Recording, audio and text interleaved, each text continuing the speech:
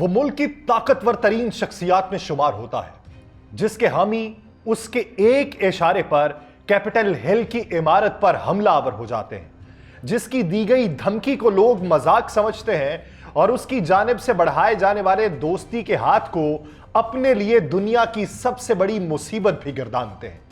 وہ اپنے حمایتیوں کو لے کر اس حد تک پاگل ہے کہ اس کے مخالف نے اس کے اتحادیوں کو کچرا کہا تو کچرا گاڑی کو ڈرائیو کر کے آتا ہے، انہی کی وردی پہنتا ہے اور اپنے کارکنان کے لیے ببانگے دوہل نعرہ لگاتا ہے کہ یہ کچرا نہیں بلکہ کچرے کو صاف کرنے والے ہیں۔ امریکہ، جس کے باسی امریکہ کو ایک امید اور ایک مشعل سمجھتے ہیں، آج دنیا اس لمحے کی منتظر ہے جب یہ مشعل دوبارہ روشن ہونے کو ہے۔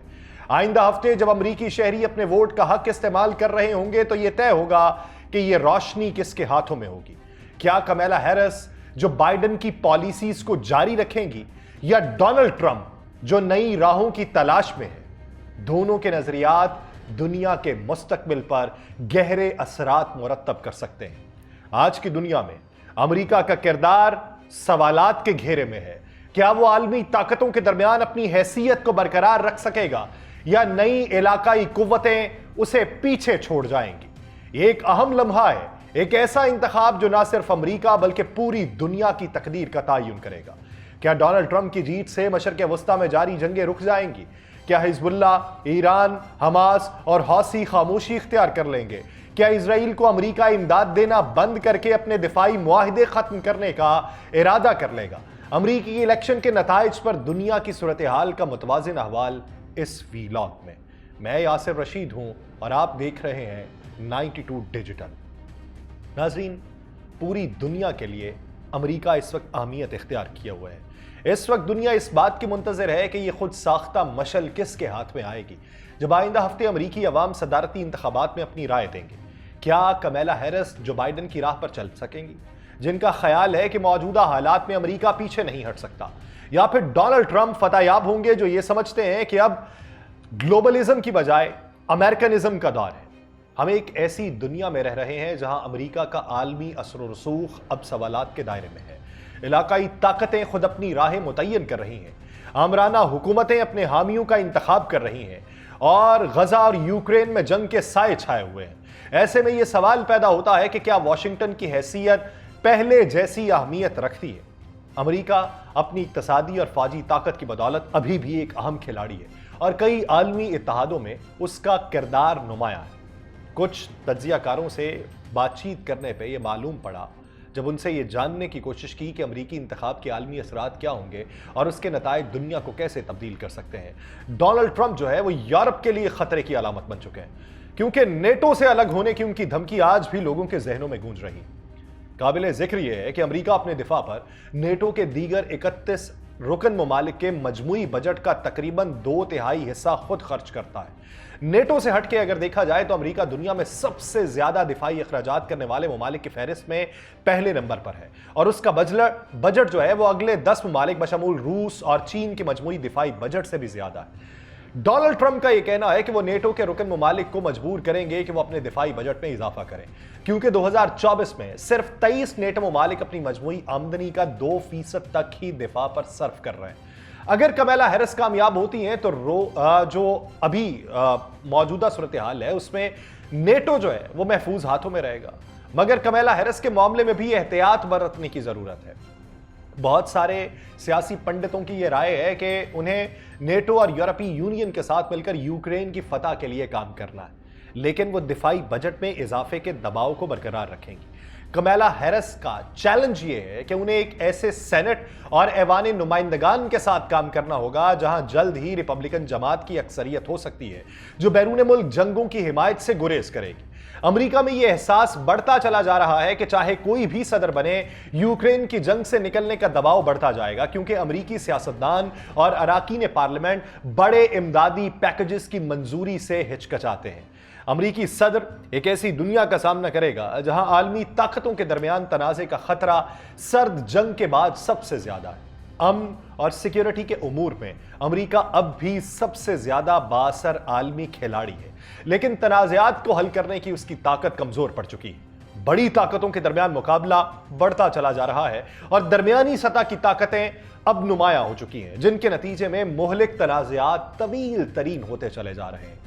यूक्रेन की जंग, जिसमें मुतअद्दिद ताकतें मुलव्वस हैं, उसके अलावा मशरक़ वस्ता और सूडान के अंदर जारी तनाज़ात इलाकाई ताकतों के मफादात की जंग है, जहां मुखालिफीन अमन से ज्यादा लड़ाई के अंदर दिलचस्पी रखते हैं। अमेरिका अखलाकी मैदान में भी पीछे हटता चला जा रहा है। आलमी खिलाड़ी सब ये देख रहे हैं कि यूक्रेन में रूस के खिलाफ अमरीकी मुदाखलत एक है और गजा में इजराइल के बारे में कुछ और है। सूडान की जंग में हौलनाक मजालिम हुए, लेकिन उसे कम अहमियत दी गई। मशरक़ वस्ता के मामले के ऊपर कमला हैरिस ने जो बाइडन के ख्यालात का इआदा किया और इजराइल के दिफा के हक में आवाज उठाई। ट्रंप खुद को अमन का अलंबरदार करार देता है। उन्होंने अल अरबिया टीवी से कुछ दिन पहले गुफ्तगू की थी और कहा था, मैं जल्द ही मशरक़ वस्ता में अमन को कायम कर दूंगा। ट्रंप ने यह दावा किया कि वो 2020 के अब्राहम मुआहिदे की तौसीह करेंगे, जिसके तहत इजराइल और कुछ अरब ममालिक के दरमियान ताल्लुकात बहाल हुए थे, लेकिन उस मुआहिदे पर यह तनकीद की जाती है कि उसमें फ़लस्तीनियों को नज़रअंदाज किया गया था। फ़लस्तीनियों के मुताबिक कोई भी जीत जाए, उनके हालात पे फ़र्क नहीं पड़ने वाला। यूक्रेन के मामले के ऊपर ट्रंप ने कभी भी रूसी सदर पुतिन के हवाले से अपने जज्बात को छुपाने की कोशिश नहीं की। ट्रंप ने वाज़ेह किया कि वो यूक्रेन की जंग खत्म करना चाहते हैं, साथ ही अमरीकी अस्करी और माली इमदाद भी कम करना चाहते हैं। एक हालिया जलसे के अंदर उन्होंने कहा कि हमें बाहर निकल जाना चाहिए। ट्रंप को यह क्रेडिट दिया जाता है उसकी आवाम की तरफ से कि ट्रंप जंगों को रोकता है और ट्रंप सरमायाकारी को बाहर जाने से भी रोकता है। यानी इमदाद के नाम पर जो पैसा बाहर जाता है उसको अमेरिका के अंदर ही रोक लिया जाता है। दूसरी तरफ कमला हैरिस ने यह कहा कि मुझे यूक्रेन के साथ खड़े होने पे फख्र है, मैं हमेशा यूक्रेन के साथ रहूंगी और इस बात को यकीनी बनाऊंगी कि वो इस जंग के अंदर कामयाब हो। ट्रंप की अमेरिका सबसे पहले की पॉलिसी रही है और वह चीन समेत दीगर तजारती शराकतदारों पर ड्यूटी बढ़ाने की धमकी देते रहे, मगर साथ ही वो चीनी सदर शी जिनपिंग के साथ जाती ताल्लुकात के ऊपर भी फख्र करते हैं। उन्होंने वॉल स्ट्रीट जर्नल को यह बताया था कि अगर चीन ने ताइवान की ब्लॉक करने की कोशिश की तो उन्हें अस्करी ताकत के इस्तेमाल की जरूरत नहीं पड़ेगी, क्योंकि चीनी सदर मेरी इज्जत करते हैं और वो जानते हैं कि मैं पागल हूं। लेकिन अमेरिका में डेमोक्रेट्स और रिपब्लिकन दोनों ही चीन को एक ऐसी ताकत के तौर पर देखते हैं जो अमेरिका की जगह लेने की कोशिश कर रही है। चीनी रहनुमा भी ये मानते हैं कि चाहे ट्रंप हो या कमला हैरिस, अमेरिका और चीन के ताल्लुकात बेहतर नहीं होंगे। चीन की एस्टैब्लिशमेंट का एक छोटा सा गिरोह कमला हैरिस की हिमायत करता है, क्योंकि वो इन्हें एक ऐसे मुखालिफ के तौर पर जानते हैं जिसे वो अच्छे तरह से जानते हैं। यानी उन्हें मालूम है कि ये क्या करेगी, क्या नहीं करेगी। एक अकलियत चीन के अंदर ऐसी है जो ट्रंप को कारोबारी शख्सियत के तौर पर देखती है, जिनसे शायद कुछ समझौता हो सके। जो बाइडन और उनके हुक्काम ने गजा में ज्यादा इमदाद भेजने पर जोर दिया और उसने कुछ फर्क पैदा किया, लेकिन नाकदीन ये कहते हैं कि ये इमदाद और अमरीकी दबाव काफी नहीं। अमरीका अक़वाम मुत्तहिदा के निज़ाम में सबसे ज्यादा रकम अतिया करने वाला भी मुल्क है। 2022 में अमेरिका ने रिकॉर्ड 18 अरब डॉलर से ज्यादा की इमदाद फराहम की थी। ट्रंप के पहले दौरे सदारत में उन्होंने अक़वाम मुत्तहिदा की मुतअद्दिद एजेंसीज की फंडिंग को बंद कर दिया था और आलमी इदारा सेहत से भी बाहर निकल गए थे। उसके बाद दीगर ममालिक ने अतिया पूरा किया और यही ट्रंप का सबसे बड़ा मकसद था कि दूसरे ममालिक इसके अंदर इन्वॉल्व हों।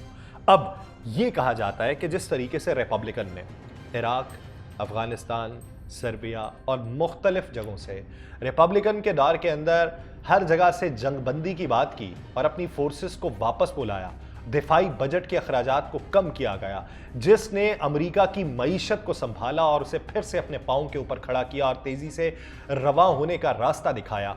इस मौजूदा सूरत हाल में रिपब्लिकन को हिमायत उनकी हासिल होगी और वो लोग जिन्हें यह लगता है कि अमेरिका दुनिया की सुपर पावर है और उसे सुपर पावर होने का हक हासिल होना चाहिए और दुनिया के अंदर ताकत के तवाजुन को बरकरार रखते हुए अमेरिका को अपना असर रसूख बढ़ाना चाहिए, तो उन्हें डेमोक्रेट्स की हिमायत करना पड़ेगी। लेकिन ये याद रहे कि आप जिसके बारे में मर्जी कयास आराइयां करते रहें, जिस दिन उसके पास ताकत मौजूद होती है उस दिन उसके आदात व अतवार तब्दील होते हैं। उस दिन उसका दिमाग उस औज के ऊपर पहुंचा होता है जहां पे उसे परखना मुमकिन हो जाता है और वहां पर मुमकिनात और नामुमकिनात का एक ऐसा घनचक्कर शुरू होता है जो आपको ऐसे तजब्जुब के अंदर मुब्तला कर देगा कि आपको मालूम नहीं पड़ेगा कि क्या होगा क्या नहीं। हम सिर्फ उम्मीद कर सकते हैं, अपने हिस्से का काम कर सकते हैं।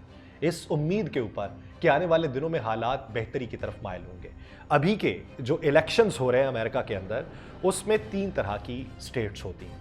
ایک سٹیٹس جن کو کہا جاتا ہے کہ ڈیموکریٹس ہی ان کو ووٹ دیں گے، دوسری سٹیٹس یعنی ریڈ، بلو اور پرپل۔ ریڈ میں ڈیموکریٹس، بلو میں ریپبلکن، اور جو پرپل ہیں انہیں سوئنگ سٹیٹس کا نام دیا جاتا ہے کہ ان کا معلوم نہیں پڑتا کہ وہ ووٹ کس کو دیں گے۔ لیکن حالیہ تناظر میں اگر پاکستان کے ساتھ اس کو جوڑا جائے تو یہاں پہ کہا جاتا تھا کہ الیکٹیبلز کی گیم ہوتی ہے، الیکٹیبلز جدھر کو جائیں گے حکومت ان کی بن جائے گی، ایسے ہی سوئنگ سٹیٹس جس کو ووٹ ڈال دیں گی حکومت ان کی بن جائے گی۔ جیسے پاکستان کے اندر الیکٹیبلز کی وقت جو ہے وہ ختم ہوئی، ویسے مجھے یہ دکھائی دیتا ہے کہ بادی النظر میں وہ سوئنگ سٹیٹس کے اندر بھی وہ وقت ختم ہو چکی ہے اور وہ سوچ ختم ہو چکی ہے۔ وہاں پر جو امیگرنٹس تھے اب وہ کمیونٹی کو دیکھتے ہیں۔ اس وقت سب سے بڑا مسئلہ امریکہ کا معیشت ہے، اور معیشت کو سپورٹ کرنے میں ریپبلکن آگے ہیں، ریپبلکن سے امیدیں وابستہ ہیں۔ دیکھیے کہ اس کے اثرات خطے پہ کیا پڑیں گے اور جنگیں کس حد تک رک پاتی ہیں اور ہم امن کی طرف مائل ہوتے ہیں۔